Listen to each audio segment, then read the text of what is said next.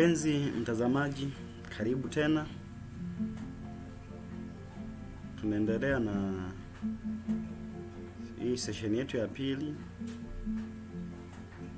kuhusu habari za maana ya majina.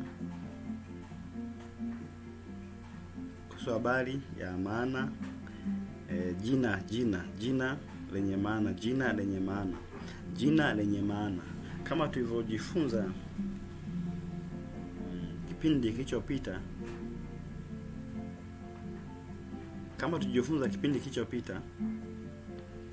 tujifunza kuwa majina yana maana, na kila jambo nalo kupata kwenye maisha yako yawezekana kwa 90% ikawa imechangiwa na nini?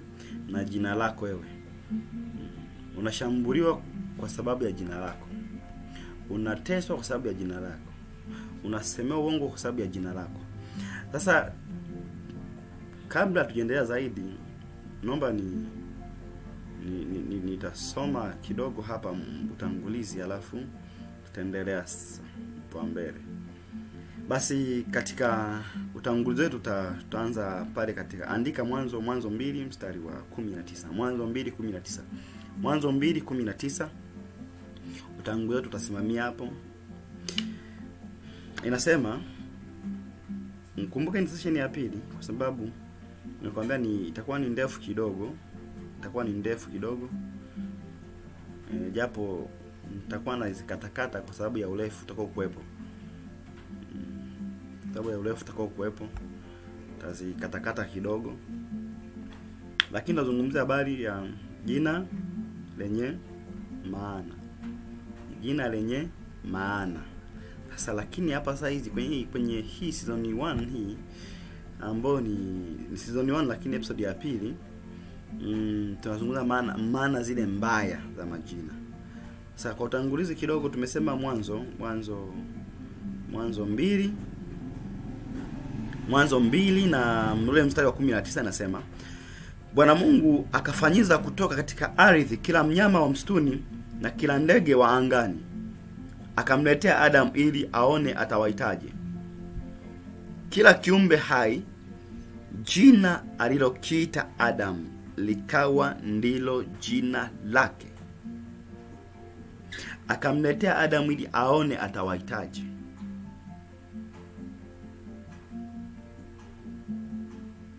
Tuombe. Mtakatifu Baba mbinguni, asante Bwana kwa ajili ya watoto wako wa mbinguni. Tunakushukuru Bwana kwa nafasi na nyingine kutupatia nafasi ya Bwana. Asante Yesu kwa kuwa ni mwema na mwenye upendo. Mungu wa mbinguni, napende Mungu na hii episode ya pili, season 1. Tunaomba Bwana uendelee kutusaidia, uendelee kutuweka salama, uendelee kutupa neema ya kujua maana halisi ya majina yetu, uendelee kutufundisha maana halisi ya majina yetu, na kwa nini hata wewe mwenyewe una majina yako. Mungu wa mbinguni, kama usingekuwa na jina watu singekujua, lakini wewe una jina na sisi tuna majina ambayo umetupatia. Mungu, tunaomba Bwana ukatuambie maana ya majina haya, ukatambushe kila mtu maana ya majina haya, na pia ukatusaidie Mungu kuelewa nini maana ya majina. Roho Mtakatifu akafundishe, sio mimi, maana mimi sio chochote, mimi ni chombo tu, lakini Roho Mtakatifu akafundisha watu wako. Mungu, asante Bwana, katika jina la Yesu, amina. Tumesema hii Mwanzo 2:10 inasema, Bwana Mungu akafanyiza kutoka katika ardhi kila mnyama wa msituni na kila ndege wa angani, akamletea Adamu ili aone atawaitaje. Kila kiumbe hai.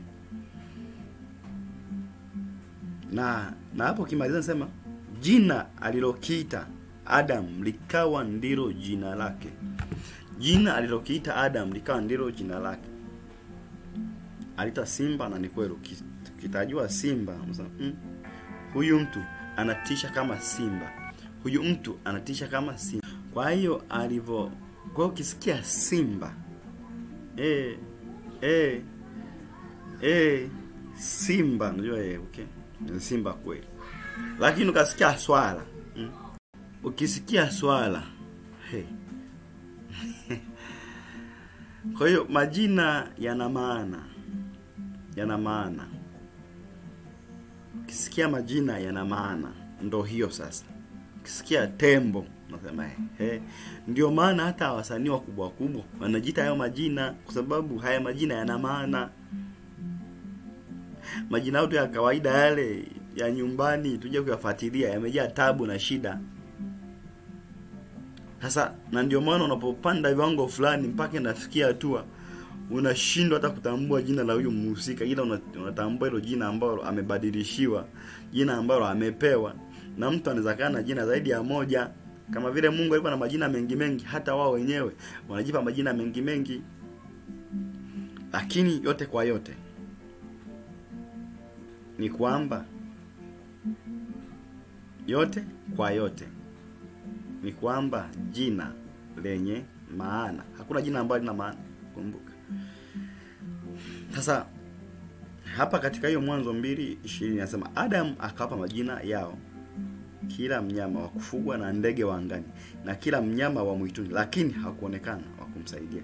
Hiyo ni issue nyingine, lakini tunazungumzia hapa habari ambayo atatoa majina. Sasa iko hivi, hiyo 19 hiyo ambayo akasema akamleta Adamu ili aone atawahitaji. Kumbuka Adam ni mtu. Adam ni mimi na wewe unayeniona na kunisikiza. Adam ni mtu. Mungu alipowaumba mwanamke na mwanaume ulimwengu wa roho kwanza, aliwaita Adam, akawaita jina lao Adam. Kwa hiyo wewe mwanamke ni Adam, mimi ni Adam. Kwa hiyo Mungu anatuletea watoto sasa aone tutawahitaji. Hakutuingilia kwenye maamuzi yetu.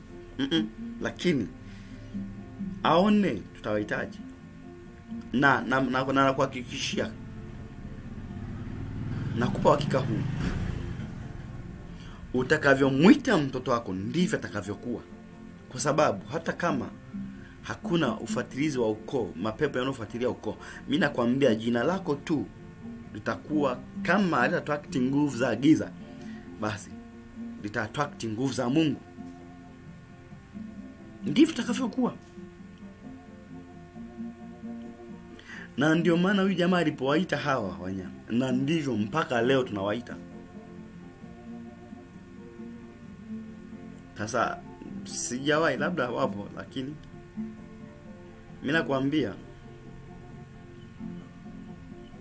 kuna watu mpaka sasa yawezekana wanavumbua majina ya wanyama mbalimbali, lakini haya majina yapo ulimwengu wa roho ambayo Biblia yaani kwenye Biblia haikuandika majina yote. Lakini kama ingeandika majina yote Biblia isingetosha kiufupi. Lakini kuna mtu anavumbua jambo, haiti jina lake, anaita jina lingine kabisa la huyo mnyama, la huyo mdudu. Lakini kumbuka, kumbe huyo mtu ana access ulimwengu wa roho, ana access jina kwenye ulimwengu wa roho, anaingia aidha kwa njia za kimungu au kwa njia za kipepo au vyovyote tu vile. Kuna wakati mwingine unaweza kushangaa, unataja jambo, unatamka jambo, kumbe ni Mungu kakuvuvia, Roho Mtakatifu amekuvuvia au shetani amekuvuvia, lakini ni jina ambalo lipo kabisa ulimwengu wa roho. Inatakiwa tu li manifest kwenye ulimwengu wa nyama. Kwa hiyo tunazungumzia habari za majina. Asa Mungu anapokuletea mtoto, anaangalia utamuhitaji. Cha ajabu unachokiita ni kwa sababu ya asili yenu. Utaita asili yenu. Wewe asili yako ni wapi? Unashangaa na muita asili ya kwenu. Ile asili inaanza kumtesa nini? Jina linamtesa. Jina linamtesa. Jina linamsumbua. Nini? Kwa sababu ni ile asili. Kumbuka hapa, unaitoa watoto kwa sababu ni Adamu. Unaitoa watoto wale. Sasa Mungu aone utakavyowaita. Cha ajabu unawaita majina ambayo ni ya kipepo. Na unajua kabisa. Hizo unajua hujui. Lakini unaita majina ya ajabu kabisa. Unamwita mtoto majina ya majini. Hafuna unategemea awe salama. How? Haiwezekani. Kwa hiyo kwa ile kawaida huo ulikuwa ni utanguzi katika hapo mwanzo, hiyo mwanzo ambao tumeisoma. Basi kwa kuendelea tutasoma pia, tutafungua pia katika Biblia yetu, tutafungua pia katika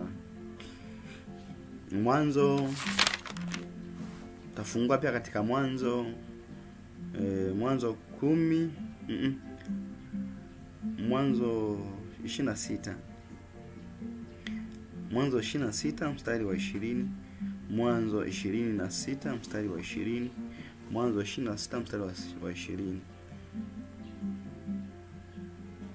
Mwanzo 26 mstari wa 20. Tumesema tadii na Mwanzo sana sana. Mwanzo 26 mstari wa 20.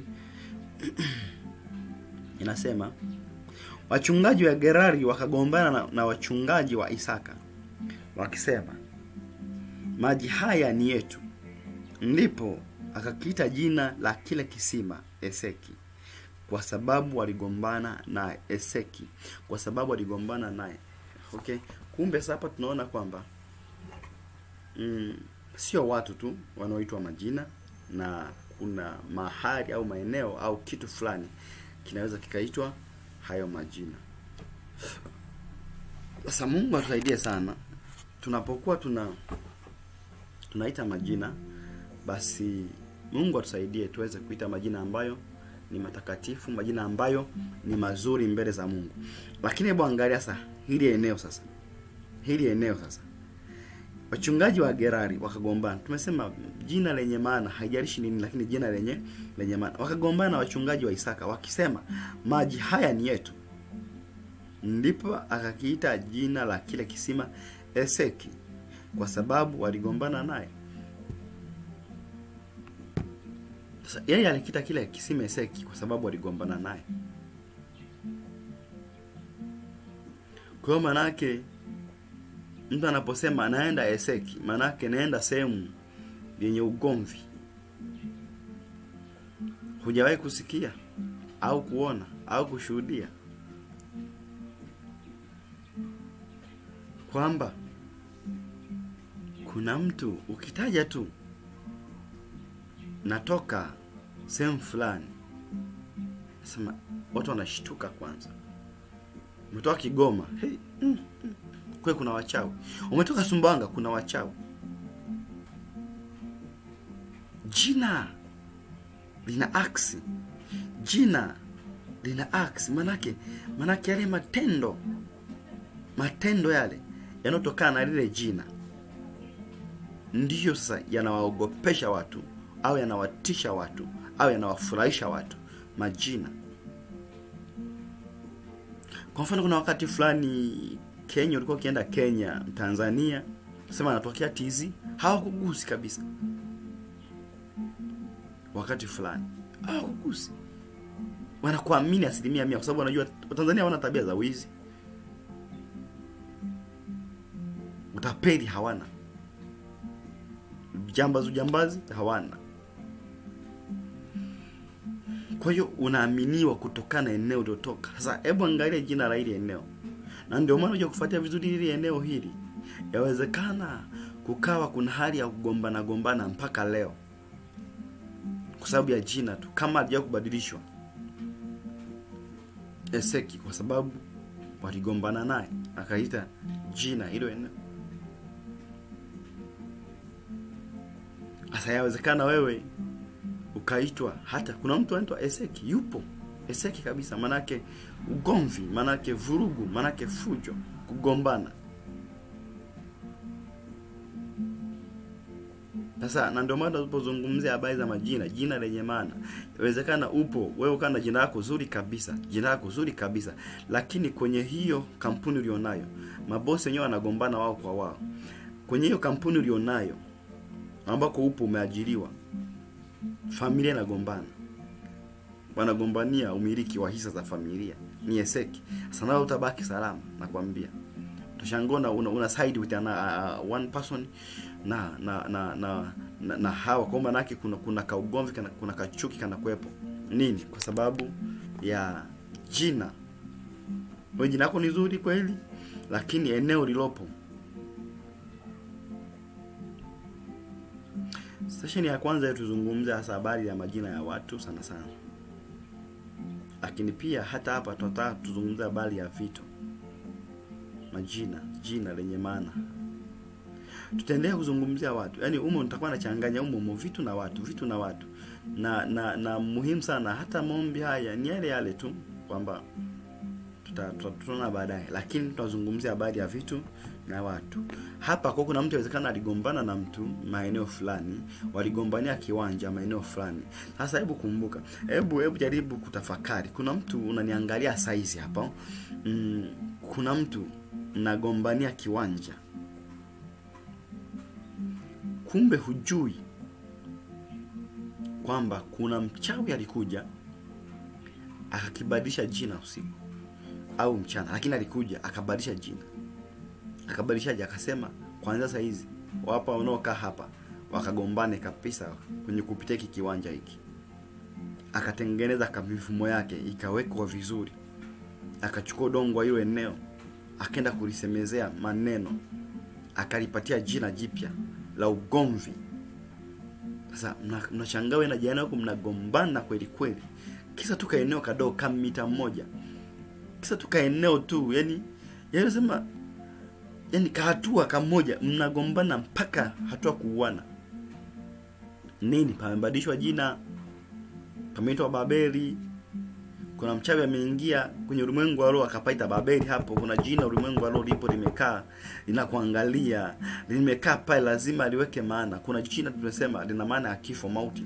Maana yake ile eneo limeitwa kwa jina mauti. Sasa usipojua namna ya kutoka katika ile eneo utapata shida sana. Jina lako zuri kabisa, hata ukienda mbele za mke muuzia habari za jina, kama jina lako ni zuri kabisa.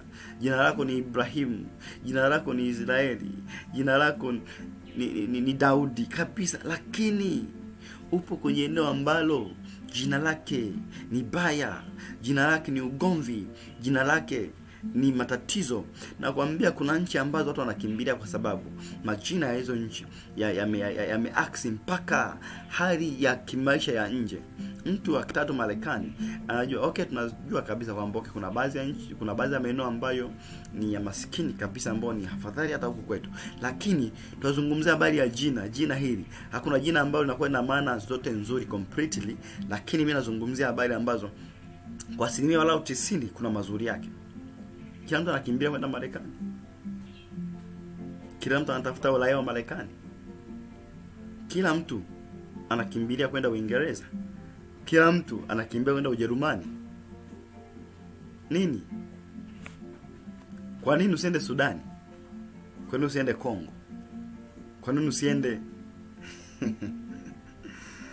Libya? Kwa nini usiende? Ni majina. Ayo hatu jina hili baya, siwezi kwenda. Ende Sudani uone utakavyo ilipuliwa. Kwa hiyo maana ya majina.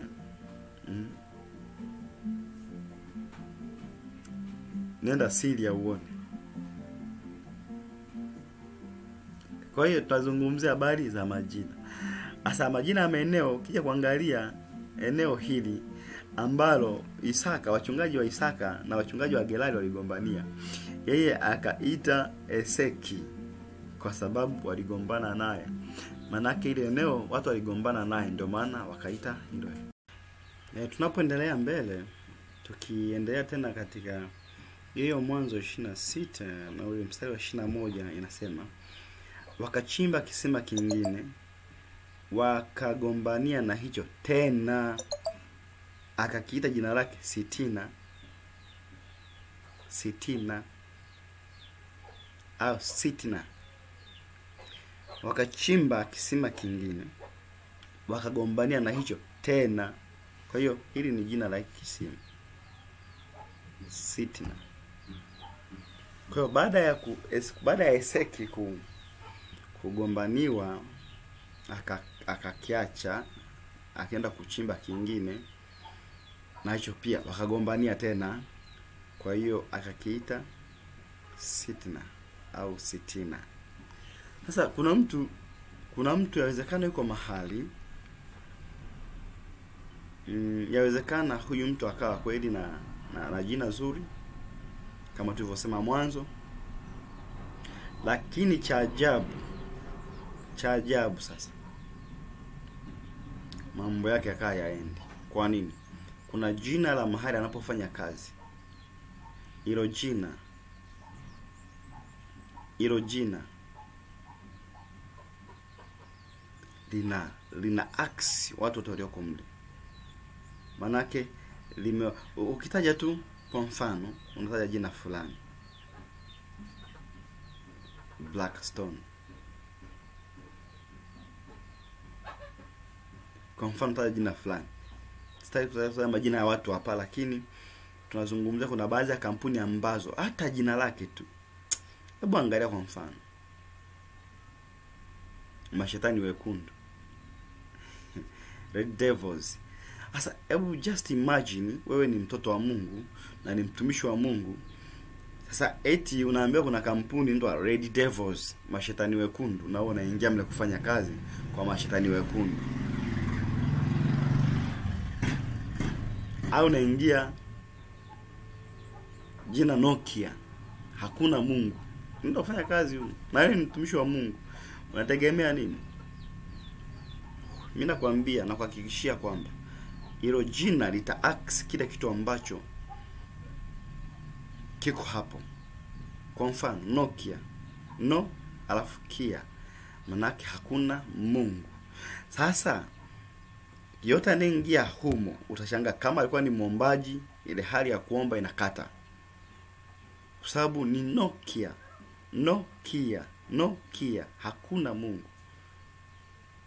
Kama alikuwa ni mpambanaji kabisa kwamba aitaka ajitafakari kwamba okay, naenda hapa nafanya kazi, baada ya miaka mingi nataka nijiajiri, hayo mawazo yanaondoka kabisa. Kwa anakuwa ni mtumwa, anatumia nguvu zake nyingi, anatumia akili yake kubwa kuwanufaisha wale wenye kampuni.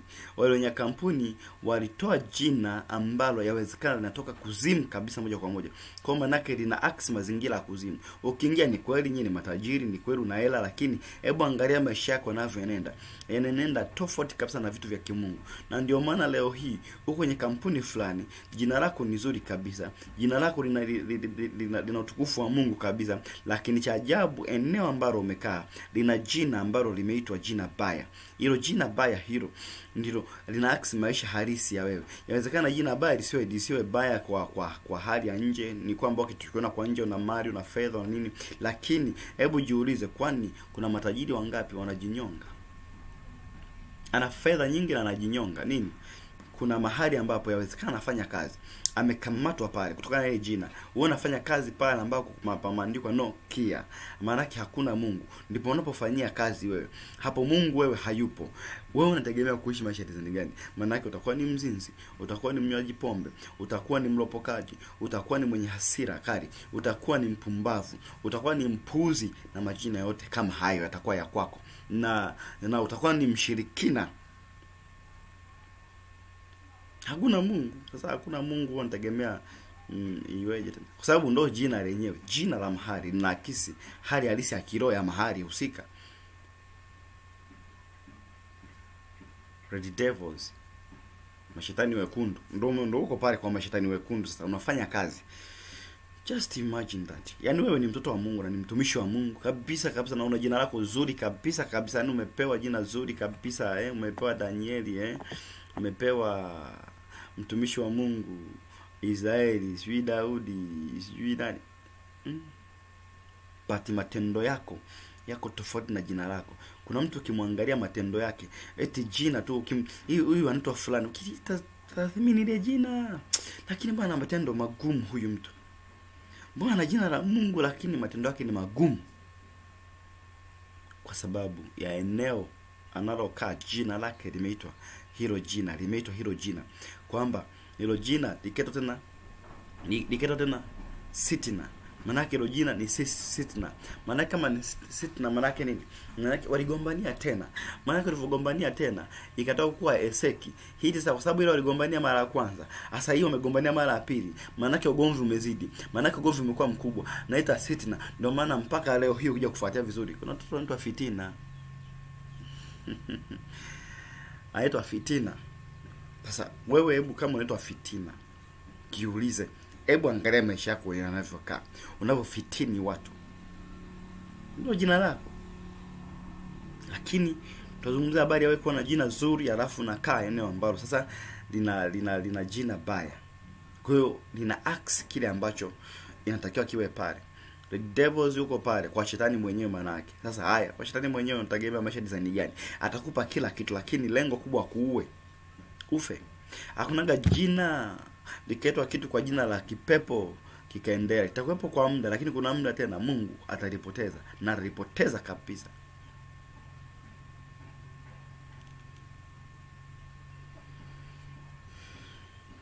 Kwa hiyo jina huwa linakisi kile kitu ambacho kimeitwa na ile jina halisi. Manake kama tulivyosoma mwanzo pale ambapo Mungu alimletea Adamu na alivyowaita majina ndivyo Biblia inasema alivyowaita ndivyo ilivyokuwa majina yao. Kwa hiyo ukishaitwa jina lako ndivyo linavyokuwa. Asa tukitoka hapo hebu tutafunua katika mwanzo hiyo tunaenda katika Mwanzo 27. Mwanzo 27 na ule mstari wa 35. Mwanzo 27 mstari wa 35. Mwanzo 27 mstari wa 35. Mwanzo 27:35 nasemaje? Tutaangalia mstari wa 35. Mwanzo 27:35 inasema, akasema nduguyo amekuja kwa hila akauchukua mbaraka wako. Sasa kama nilivyosema kwamba tutachanganya tu majina ya vitu na watu. Tutachanganya majina ya vitu na watu. Kwa hiyo tukichanganya majina ya vitu na watu, tutachanganya kidogo kwa sababu nikisema ningetenga moja baada lingine tungekuwa na muda mrefu sana wa kuenenda na hili somo letu, lakini tunahitaji kuchanganya tu, utachukua kidogo basi ili mradi tu uelewe concept nzima ni majina. Concept nzima ni kuelewa maana ya majina. Kila jina unaoliona mahali lina maana yake. Kila mahali ambapo kuna jina ina maana. Ukifuatia historia ya jina utaipata ukifuatia historia vizuri. Acha amba tuzungumzie habari za mitaa. Kuna mitaa ambayo kwa ina majina ya nani, lakini tunazungumzia ile majina ambayo sasa ni maarufu. Unakuta kuna watu wengine ukifuatia tu eneo utajua tu, hata kama sio maarufu lakini ukifuatilia utajua maana yake, kwa nini wakaita ile eneo kitu fulani. Sasa nasema akasema nduguyo amekuja kwa hila akauchukua mbaraka wako. Akasema, je, hakuitwa Yakobo kwa haki? Maana amejitia mahali pangu mara mbili hizi. Alichukua haki yangu ya mzaliwa wa kwanza na sasa amechukua mbaraka wangu. Akasema, je, hukuniwekea na mimi mbaraka? Yakobo. Maana yake kumbe huyu ni mtu mwizi, mwenye hila, mdanganyifu. Wasomaji wa Biblia wanaelewa hiki kisa. Lakini tunazungumza habari ya jina hapa kwamba je, hakuitwa Yakobo kwa haki? Je, hakuitwa Yakobo kwa haki? Manake kipindi anatoa baraka kipindi wakati Isaka akitoa baraka kwa Yakobo akijua kwa ni Esau. Kwa hiyo ndio akasema sasa baada ya Yakobo kuondoka Esau akaja, ndipo akasema nduguyo amekuja kwa hila akauchukua mbaraka wako. Haya ndipo jamaa naye akasema je, hakuitwa Yakobo kwa haki? Sasa tujiuliza, hawa waliomuita Yakobo walijuaje kwamba atakuwa na hila, atakuwa mdanganyifu, atakuwa mwizi, kibaka? Walijuaje?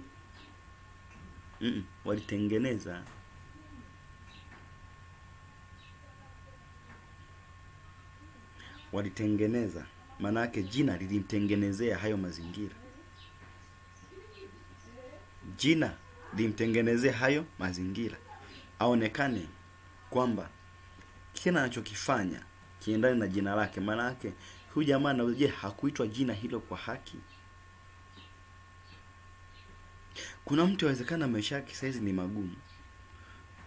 Hata ukienda popote pale utaambiwa chanzo ni familia yako, chanzo ni bibi yako. Bibi yako akawa ni mchawi. Nazungumzia upande wa kiroho wa nguvu za giza. Sisi ukiwa mtumishi wa Mungu hatugombanishi watu. Yaani ukisikia tu kwamba ina depend, lakini inategemea. Lakini hebu tuende kwenye somo letu. Unaweza kaenda kwa mganga, wale wazee wa kwenda kwa waganga wale. Ukashangaa unaambiwa shida zako hizi zote hizi unazoziona ni bibi yako. Alikuwa mchawi, alikuwa kigagura, alikuwa konki. Sana umpewe jina. Na umepewa jina. Sasa kuna habari za roho fatilizi kutokana na jina. Zinakufuatilia wewe, maana wewe ndio umebeba jina la mhusika. Sasa kuna shida za kupata, iwe ni mtumishi wa Mungu, iwe ni mtumishi wa shetani, atakwambia tu hilo jina. Maana yake nini? Maana yake ile jina ndio maana yake ni maana yake una haki wa kufanyiwa hivi kwa sababu ya ile jina. Je, hakuitwa ile jina kwa haki? Maana yake naona ambiwa una haki ya kufanyiwa hiki unachofanyiwa. Una haki ya kubezwa, una haki ya kupigwa, una haki ya kutukanwa, una haki ya kudharauliwa, una haki ya kuwa maskini, una haki, ni haki yako kabisa. Ndio maana hata mtumishi wa Mungu atenda mbele ya Mungu, ataomba mpaka achoke, akomae mpaka anavyojua, lakini hufunguki. Wapi? Kwa sababu neno nasema, je, hakuitwa Yakobo kwa haki? Je, ukitwa hilo jina kwa haki? Manake haki yako lazima iwe hivyo hiyo. Sasa kama kuna mtu mwingine anakuombea ili haki yako ibadilike iwe sio hiyo, haiwezekani. Lazima mbadilishe jina. Kwa nini? Kwa sababu haki ya jina lako ndio inakupatia haki. Maana jina lako ndio inakupatia haki. Jina la Yesu linatoa haki kwa waumini wote, kwa waamini wote waliomwamini Yesu. Manake haki ya kupata vitu ambavyo viko kwenye hilo jina. Sasa na wewe una haki ya kupata vitu ambavyo vinatoka kwenye hilo jina. Haki yako ni nini? Haki yako ni nini? Umeitwa kwa jina la babu yako, kwa jina la bibi yako. Bibi yako alikuwa na vitu gani? Kwa lazima haki ile ulioitwa nayo ikupate, lazima ile haki iwe ya kwako. Sasa wewe unaitwa jina la mapepo, alafu unategemea uwe na haki ya Mungu. Wapi na wapi? Hiyo haiwezekani. Haki yako ni hiyo. Na ndio maana kwenye mahakama za kipepo wakienda kule, wanaangalia haki yako wewe ni nini. Hata kwenye mahakama ya Mungu, haki yako wewe ni nini? Haki yako inataka upate nini? Kutokana na jina lako inataka upate 1 2 3. Na ndio maana Biblia ikasema, waliwekwa ili wayapate hayo. Kuna watu waliwekwa ili wayapate hayo. Ili kusudi uyapate wanakupatia jina. Ili kusudi umuue paka utampatia jina baya, au mbwa utampa jina baya. Huyu paka, huyu paka shume, unataka tu umuue, lazima umpe jina baya. Huyu mbwa koko, lazima umpe jina baya kusudi umuue.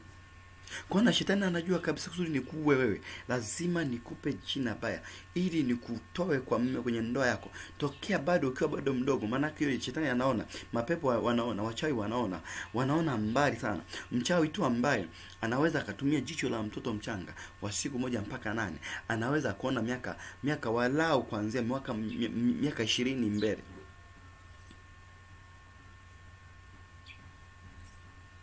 Anaona, hatumia jicho lile, jicho la mtoto mchanga ambaye ni muonaji. Anaona, anaweza akaona ndoa yako bado uko mtoto mdogo.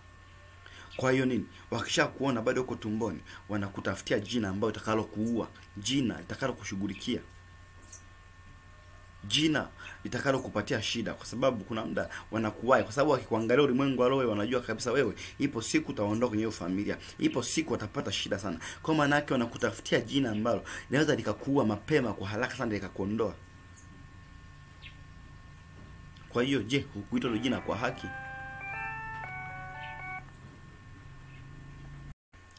Kwa hiyo lazima tujue kabisa kwamba kuna majina ambayo tunapewa inakuwa ni haki yetu kuuawa.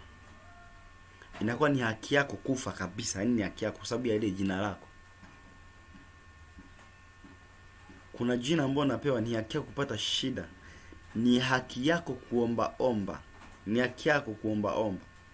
Ni haki yako kuwa mchawi, ni haki yako kuloga. Ni haki yako kuwa mganga. Kwa sababu babu yako alikuwa na hilo jina, bibi yako alikuwa ni mganga. Ni haki yako. Hilo jina la ukoo ni la kiganga. Ni jina la kichawi. Kwa hiyo ni haki yako wewe kuwa mganga, haki yako wewe kuloga, haki yako kabisa. Manake kwa sababu ya ile jina. Kumbuka, usisahau. Sasa wakati ambapo tunavyoendelea tutaendelea kuangalia, tumesema tutaangalia sasa zaidi sana kwenye kitabu cha Mwanzo, bado ndo tuko nacho mpaka sasa. Kitabu hiki cha Mwanzo ndio tuko nacho mpaka sasa. Tukiendelea kuangalia katika Mwanzo hiyo 29, Mwanzo 29 mstari wa 33, Mwanzo 29 na ule mstari wa 33, Mwanzo sasa 29 na mstari wa 33 inasema, akapata mimba tena, akazaa mwana, akasema, kwa kuwa Bwana amesikia kwamba mimi sikupendwa, amenipa na huyu, akamta jina lake Simeoni. Kwa kuwa Bwana amesikia kwamba mimi sikupendwa. Sasa sikupendwa sio jina zuri. Yaani sikupendwa sio hali nzuri, sikupendwa. It's not a good situation. It is a bad one. It is a worse situation. Sikupendwa. Hakuna ambaye hapendi kupendwa. Na ndio maana kuna hizo roho za kukataliwa sasa. Ndio maana yake ndicho hiki tunachokiongelea hapa sasa kwa huyu Simeoni, kwamba akapata mimba tena, akazaa mwana, akasema, kwa kuwa Bwana amesikia kwamba mimi sikupendwa, amenipa na huyu, akamwita jina lake Simeoni. Sasa tunapozungumzia habari hizi, tunazungumzia habari ya Lea. Tunazungumzia habari ya Lea. Huyu Lea alikuwa ni mke wa Yakobo. Ni mke wa kwanza wa Yakobo. Sasa hakumpenda kwa sababu alifanyiwa hila, hakutaka kumuoa huyo, ila alifanyiwa hila na mjomba wake alipokuwa kule Harani. Sasa alifanyiwa hila na Labani, akampatia Lea, lakini Lea alikuwa hayupo moyoni mwa Yakobo. Ila Raheli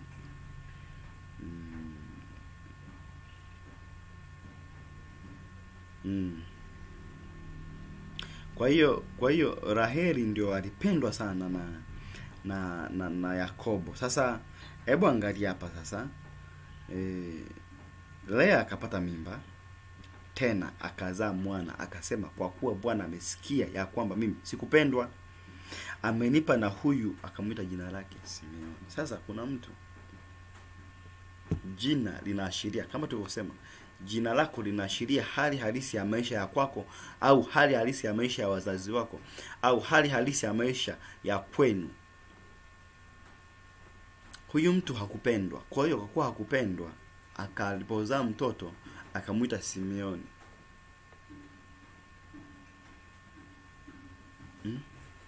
Hali ya mazingira ilimpelekea kumwita ile jina, ya kwamba mimi sikupendwa, amenipa na huyu, akamwita jina lake Simeoni. Sasa iko hivi, Simeoni ni jina zuri sana, lakini pia kuna Simeoni, kuna Simoni pia na ni jina zuri, lakini maana ya haya majina, kama tulivyosema kwamba haya majina huwa yana maana yake, na inategemea maana halisi ya jina kutokea mahali halisi. Inategemea ni kabila, inategemea ni maeneo, inategemea ni ukoo. Kwa mfano, jina langu mimi yazaka ni zuri, lakini kwa upande wa ukoo wenu likawa lina maana mbaya. Hasa na ulimwengu wa roho unaangalia nia ya ule ukoo kuhusu hilo jina, hali halisi ya ukoo kuhusu hilo jina. Ndio maana leo hii kuna watu wana majina mazuri kabisa, lakini hebu angalia maisha yao ni ya ovyo, kwa sababu maana ya hilo jina kwa upande mwingine kwenye familia yenu yawezekana ikawa ni jina ambalo halina nini? Halina maana nzuri. Japo kwenye ukoo mwingine hilo jina lina maana nzuri. Sasa huyu akupendwa akaona muite mtoto wake Simeoni. Sasa kwa mtu mwingine hatujui kama kwa mtu mwingine manake anajua kabisa huyu ni Simeoni, ndio yule ambaye ulimzala, kwa sababu ulikuwa upendwi ukaamua kumuita hivyo. Sema ndio yule. Sema okay, sawa. Sasa kwa tukiona hapa ni hali ambayo inaakisi majina haya. Lakini ukiendelea yawezekana tu Simeoni baadaye akawa na hali kama ya mama yake. Kwa sababu huyu mama ametoa jina kutokana na hali halisi ya mazingira alionayo. Sasa hatujui maana haya majina kiundani sana, lakini nataka uone hali halisi ambayo ilikuwa inatokana na hayo majina, hali halisi ambayo maana kwa sababu ni jina lenye maana halisi, jina lenye maana hiyo. Kwa hiyo basi Mungu akusaidie sana, na kama tulivyosema hii ni episode ya pili season 1. Season 2 itakuja, bado tunaendelea, lakini kwa leo tutaishia hapa.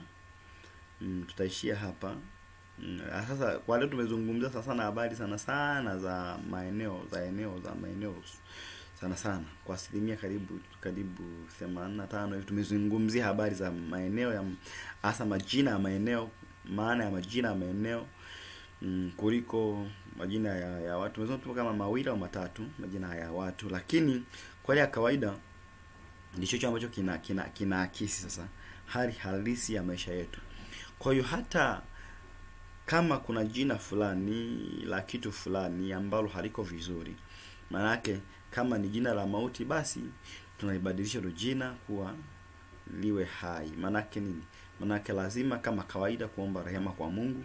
Ukishaomba rehema kwa Mungu na msamaha kwa Mungu, basi baada ya hapo tutaachilia damu Yesu kwenye ulimwengu wa roho ikabadilisha kila kitu. Kuna majina mengine nimekwambia haiwezi kubadilishika ulimwengu wa nyama, lakini kama kuna uwezekano kubadilisha mengine lazima yabadilishwe, kwa sababu ataendelea kufuatilia. Ila kama hakuna uwezekano ni kuacha kama alivyo, yataendelea kutumika sehemu nyingine, lakini ulimwengu wa roho atapoteza maana yake halisi ya hayo majina. Kwa hiyo Mungu akusaidie sana, na tumesema mwishoni kabisa mwa hii session yetu tutakuwa na maombi makubwa tu, na tutaombea zaidi na zaidi.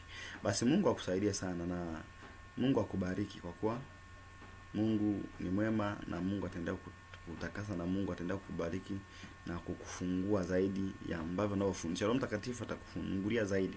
Kama tulivyosema, lazima ukaulizie majina ya nyumbani kwenu. Jina lako wewe ulipewa na nani? Jina lako ulipewa kutokana na nini? Jina lako ulipewa, yani sasa chanzo cha jina lako wewe ni nini? Na huyo mtu alio, kwa mfano kama kuna mtu ambaye labda kuna mahali ambapo umepewa jina kutokana na hali halisi ya hilo eneo, kwa hiyo lazima uulizie ujue. Ukishajua maana yake sasa Mungu atakusaidia, na Mungu akusaidie ujue namna ya kuomba kuhusu hilo eneo. Lakini basi mimi nikutakie siku njema. Basi Mungu akubariki katika jina la Yesu Kristo. Mungu akupatie neema na rehema zake. Baba Mtakatifu, asante Bwana kwa ajili ya neema zako na rehema zako na upendo wako mbinguni. Nakushukuru Mungu kwa ajili ya hii neema yako Bwana. Upendo wako ajabu Bwana mbinguni.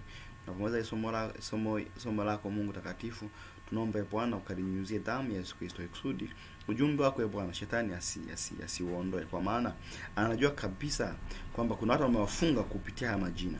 Kuna tabia za watu zimefungwa kupitia majina. Mungu wa mbinguni, damu yako iliyomwagwa msalabani ikamosha na kumtakasa. Katika jina la Yesu Kristo, amen.